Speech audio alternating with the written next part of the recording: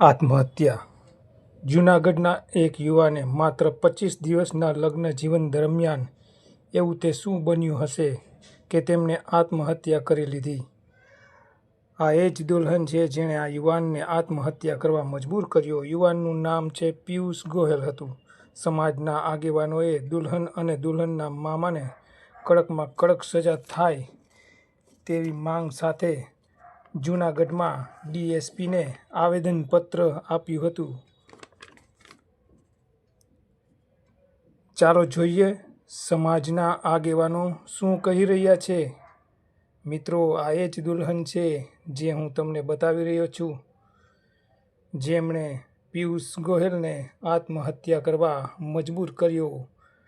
મામા ભાણેજ ધરપકડથી દૂર છે.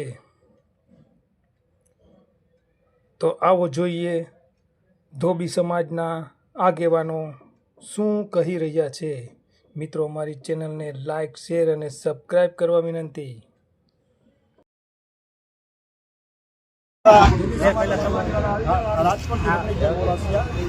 અમારા ધોબી સમાજમાં એક દુઃખદ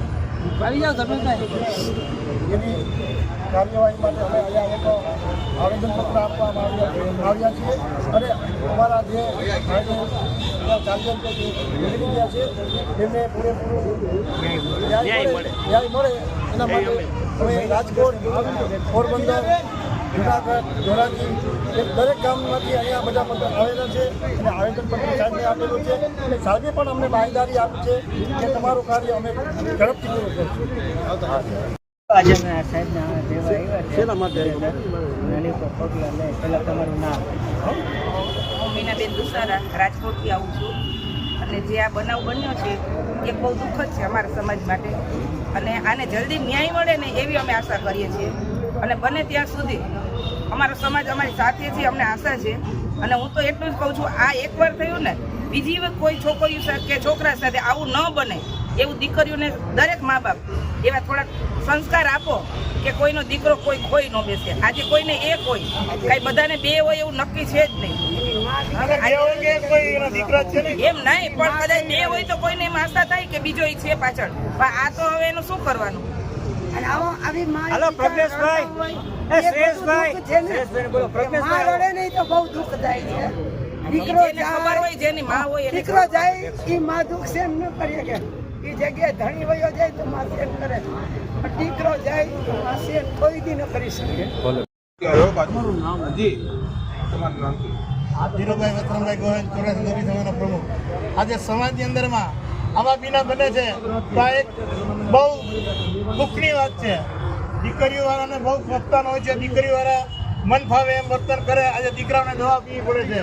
માટે આ અમે ડીએસપીને આવેદનપત્ર દેવા માંગીએ છીએ કે સમાજની અંદરમાં બધાને દીકરીઓ, અમારી દીકરીઓ છે, પણ તમે દીકરીઓને કંઈક એને સમજાવો, કંઈક તમે કોઈકના ઘરે જાઓ, વ્યવસ્થિત રહ્યો.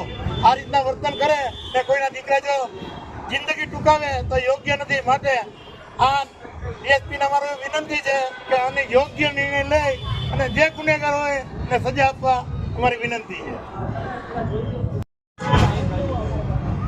ગામે ગામથી આગેવાનો પણ આવ્યા છે અને આવેદનપત્ર આપ્યા છે કે આ જે દીકરી છે ને જેના મામા છે દીકરીને એને સખતમાં સખત સજા થાય અને સાચી હકીકત બહાર આવે એના માટે અમે આવેદનપત્ર આપ્યું છે. એના પરિવારને પણ અને એની ઉપર દુઃખ આવી પડ્યું છે એટલે સહન કરવા માટે પણ આજે અમે સમાજ સાથે સાહેબને આમંત્રણ દેવા માટે આ આવેદનપત્ર આપવા માટે આવ્યા છે અને ન્યાય મળે એવી અમારી પોરબંદર રાજેશભાઈ ચૌહાણ ઉપપ્રમુખ. આ ઘટના બની છે પોરબંદર સમાજ સખત વિરોધ કરે છે. આજે જે ઘટના બની છે હું તો એમ કહું છું કે લૂંટેરી દુલ્હન અને કંસ મામા, અમને એવી જાણ મળી છે કે બે ઠેકાણે એને આજે આવા વહીવટ કરી અને રૂપિયા લીધા છે. તો અહીંયા પણ એક પોપટ પાડવા આવ્યો, પણ આજે અમારો એક દીકરો, અમારા જૂનાગઢ ધોબી સમાજનો હોનાર દીકરો આજે બિચારો પોપટ ન બની શક્યો અને પોતાની જીવની આહુતિ આપી અને આજે મુશ્કેલીમાં મૂક્યા છે. આવા માણસોને આપણે ઉઘાડા પાડવા જોઈએ કારણ કે સમાજમાં આજે આ બધી બહુ બેદરકારી થાય છે. આજે દીકરાની સગાઈ તૂટે કે ઘર તૂટે છે તો લાખો રૂપિયા માગે છે. આ કોઈ રીત છે? મેં વચમાં પણ કીધું હતું જાહેરમાં કે ભાઈ એકબીજા કરાર કરતા શીખો 100 રૂપિયાના સ્ટેમ્પ ઉપર. આવું આજે સમાજને પણ વિચારવું જોઈએ કે જેથી કરીને આજે માણસોને ક્યાંય બીજી તકલીફ ન પડે. શું કહે કે તમે જામીન છો તો હું જામીન કોઈ પૂરું કરીને બેઠા હોય એકબીજાને મેળવી દે, એમાં જામીનનો ક્યાંય વાંક નથી આવતો. આવાથી માણસો આપણો સમાજ ચેતે અને 5 માણસને પૂછી અને આજે જ્યાં કંઈ સપણ કે કંઈ કરવાનું હોય એ આજે 5 માણસને પૂછીને આગળ વધે તો આવા પ્રયત્નો અટકે. જય હિન્દ, જય ભારત. રાજકોટથી કમલેશભાઈ વાઘેલા, હિન્દુ ધોબી સમાજ, બરાબર છે. હવે અત્યારે છોકરાને આ વસ્તુ બની ગઈ છે, ખાલી 25 દિવસમાં જ બની છે, જાજુ કંઈ થયું નથી. 8 દિવસ રહ્યા, કેટલા દિવસ? 2 વાર તો 2 દિવસ તો પોરબંદર, બરાબર છે. 2 દિવસ તો પોરબંદર માતાને દર્શન ને એ બધું નિવેદન એવું બતાવી ગયું, બરાબર. હવે પછી એને તેડવા ગયા, એ લોકોએ આમી મગજમારી કરીને કે છોકરીને મોકલવી. છોકરીનું કહેવાનું એમ થયું કે છોકરા તું અહીંયા રહેવા આવતો રહેતો જેતપુરની અંદર. હવે હજી નવા લગ્ન થયા હોય, 2 વાર થયા હોય તો બરાબર છે, બરાબર. હજી 5 દિવસમાં એમ કંઈ નોખો થઈ ગયા તો રિઝલ્ટ કઈ રીતે લેવું કયો બોલો, બરાબર.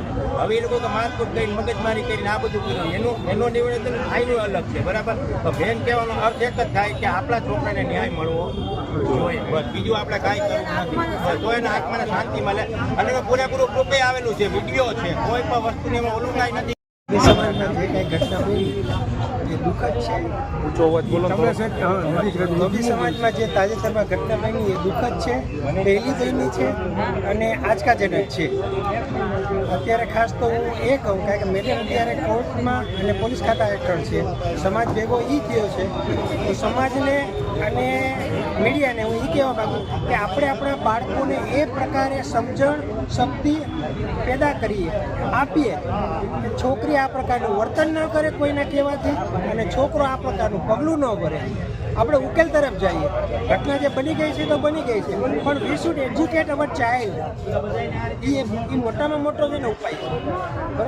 બાકી તો કોર્ટ અને બધું ડિસાઇડ કરશે એમાં ક્યાં કોણ કેટલે તબક્કે દોષી છે. આપણે કોઈને દોષ નહીં, આપણે તો હકીકત છે એ રજૂ કરી છે. અને એક સમાજ લેવલે પ્રતિનિધિ મંડળ એટલા માટે આવ્યું કે લોકોને ખ્યાલ આવે કે ધોબી સમાજનું પણ અસ્તિત્વ છે, એ પણ એક મોટી કોમ છે, કોમ્યુનિટી છે.